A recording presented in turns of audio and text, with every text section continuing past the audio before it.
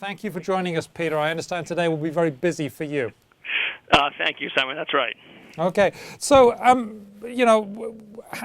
Twitter will be tracking what's going on all these trends tonight, and one of the things will be how will you be tracking that? Well, like everybody interested in politics, we will have at least two screens up while we're watching the debate, and I think that you'll see the hashtag debates proliferate across Twitter before and during and after the debate. We'll be tracking a number of different things. Obviously, we'll look at spikes in conversation.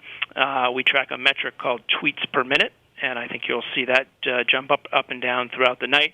We'll be looking what topics, which comments, which body expressions, body language starts to trend on Twitter to get a sense of how people at home and the pundits and the people even in the audience are feeling about the debate as it plays out in real time. So, Peter, what technology will you be using, and how will you be, and who will be analyzing that data for you? We've got a team from our media and partnerships division on the ground in Denver, working with members of the media as well as the commission to make sure that people outside of the hall can participate in the conversation using Twitter. We use different partners to track that. We've even set up an events page, twitter.com/debates, which will provide a richer experience for people talking about the debates on Twitter. Now, I understand that the Romney campaign has got a hashtag "can't afford four more" for referring to 4 more years, and they think the country can't afford 4 more years of President Obama. Now that's been hijacked, hasn't it, by members of the Obama campaign, or supporters of the Obama campaign, I should say. What it has done is it has sparked a conversation. For what the Romney campaign is seeking to do today is to get people talking about that hashtag, the idea that the country can't afford 4 more years. And I would say that has been accomplished. They're getting people talking about it. This is a 50-50 country, so you're going to see opinions on both sides. They think they're winning if you're posing the question and people are using that hashtag. And I'll also note that the engagement is what's critical. They're getting people from across the country using that hashtag, contributing to the conversation.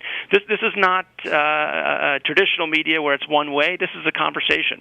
And the Romney people are happy to have that conversation, and more importantly, to guide that conversation by injecting their own promoted tweets into it and at the very top of that search page. Now, talking of guiding conversations, in past elections, really before social media had taken off, pundits would be very instrumental in helping shape the conversation for the next day, the post-debate analysis. What role is there when we can sort of get on Twitter and decide who we're going to read and what we're going to listen to in a way?